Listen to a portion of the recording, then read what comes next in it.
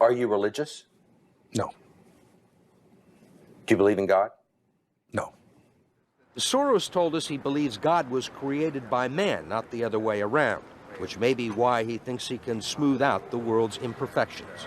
As the communist regime started to collapse, I got sucked into a revolutionary transition, and I ended up setting up foundations in some 30 countries.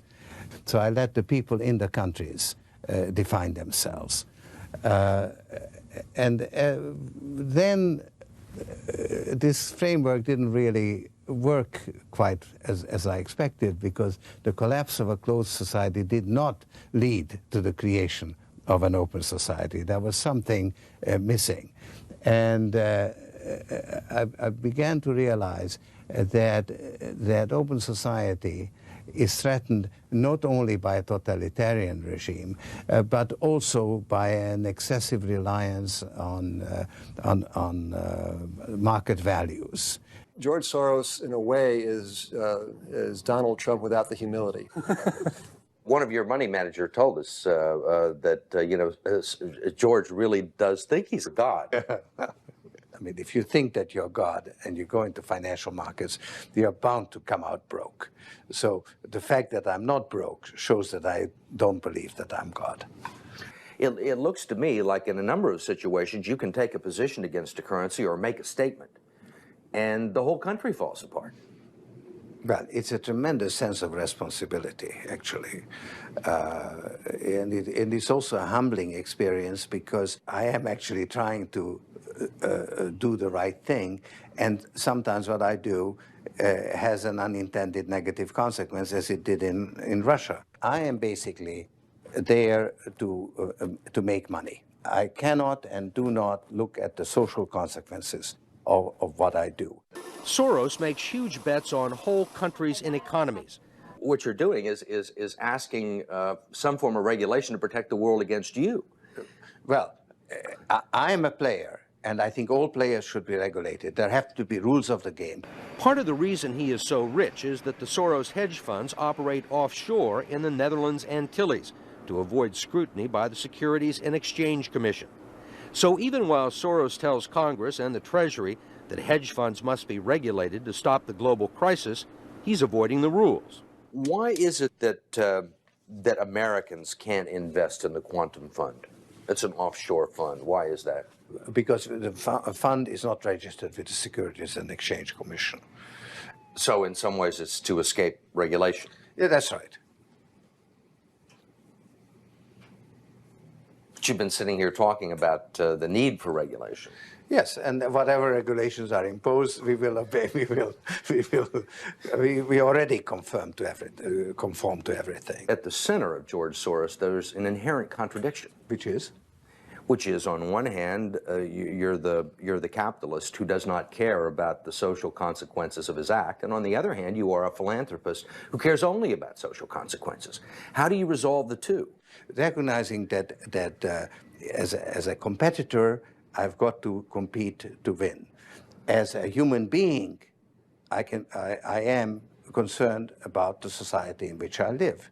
Which George Soros am I talking to now? The amoral George Soros or the moral George Soros? It's one person. It's one person who at one time engages in amoral activities and at the rest of the time tries to be moral. To understand the complexities and contradictions in his personality, you have to go back to the very beginning, to Budapest, where George Soros was born 68 years ago to parents who were wealthy, well-educated, and Jewish. When the Nazis occupied Budapest in 1944, George Soros' father was a successful lawyer. He lived on an island in the Danube and liked to commute to work in a rowboat. But knowing there were problems ahead for the Jews, he decided to split his family up. He bought them forged papers, and he bribed a government official to take 14-year-old George Soros in and swear that he was his Christian godson. But survival carried a heavy price tag. While hundreds of thousands of Hungarian Jews were being shipped off to the death camps, George Soros accompanied his phony godfather on his appointed rounds, confiscating property from the Jews. These are pictures from 1944 of what happened to George Soros's friends and neighbors. You're a Hungarian Jew who escaped the Holocaust by posing as a Christian. Right. And you watched lots of people get shipped off to the death camps. Right. I was 14 years old. And I would say that that's when my character was made. In what way? That one should think ahead, one should understand and anticipate events, and one is threatened. It was a tremendous threat of evil. I mean, it was a very personal experience of evil. My understanding is that you went out with this protector of yours who swore that you were his adopted godson. Yes, yes. Went out, in fact, and helped in the confiscation of property from the Jews. That's right. Yes. I mean, that sounds like an experience that would send lots of people to the psychiatric couch for many, many years. Was it difficult? Not at all. Not at all. Maybe as a child you don't see the connection, but it created no problem at all. No feeling of guilt. No. For example, that I'm Jewish, and here I am watching these people go. I could just as easily be there. I should be there. None of that.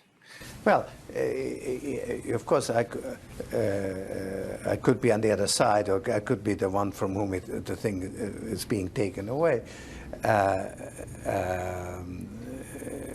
But there was no sense that I shouldn't be there, because that was, well, actually, funny way, it's just like in markets, that if I weren't there, of course I wasn't doing it, but somebody else would be taking it away anyhow. In other words, whether I was there or not, I was only a spectator, the property was being taken away. So I had no role in taking away that property. So I had no sense of guilt.